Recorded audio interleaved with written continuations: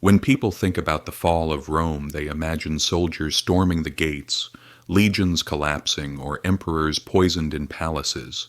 But empires do not collapse only because of external attacks. They rot from within. And one of the most corrosive forces that accelerates this decay has always been money. Rome did not fall only because of invasions or poverty. It fell because its money collapsed. And the lessons from that collapse are still valid for every modern economy that thinks it can play games with money and get away with it. Let's set the stage. For centuries, the backbone of the Roman economy was the silver denarius. First minted around 201 BC, this coin was almost pure silver and was trusted across the empire and even beyond it. Roman soldiers were paid with it.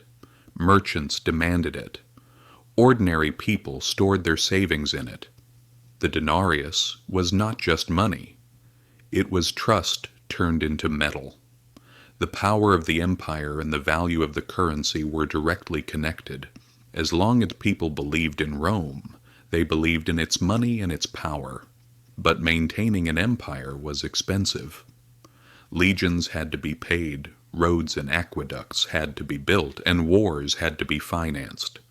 By the 2nd century AD, Rome was under serious strain. Germanic tribes in the west, the Parthians in the east, and growing unrest within. Tax revenues could no longer keep up with military expenses. At this point, emperors turned to one of the oldest tricks in history, currency debasement. Since raising taxes always provoked backlash, they instead reduced the silver content of the denarius. The numbers tell the story clearly. During the reign of Augustus, at the dawn of the empire, the denarius contained about 95% silver. By the early 3rd century, under Emperor Caracalla, this fell to around 50%. By the mid-3rd century, during the reign of Emperor Gallienus, the silver content dropped below 5%. What was once nearly pure metal had become a bronze disc coated with a thin layer of silver. People both saw and felt the difference. Inflation began. In an environment where money was no longer anchored to real value, prices rose rapidly.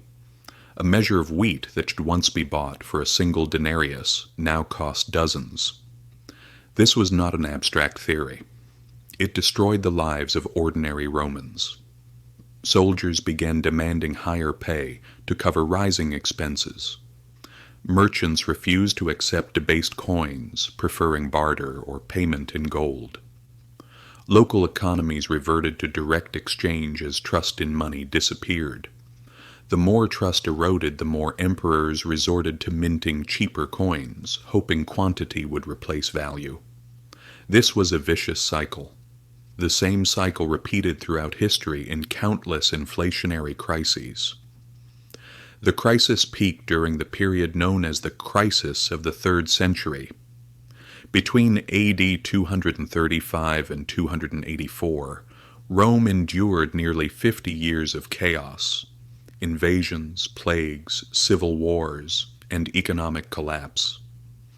Emperors rose and fell at dizzying speed, some ruling for only months before being killed. Behind this political chaos was a collapsed financial system. Taxes were demanded in coins that were worth less and less. Farmers abandoned their land rather than pay. Trade networks fractured.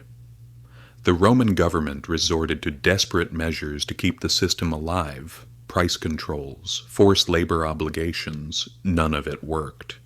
Emperor Diocletian tried to stop the bleeding.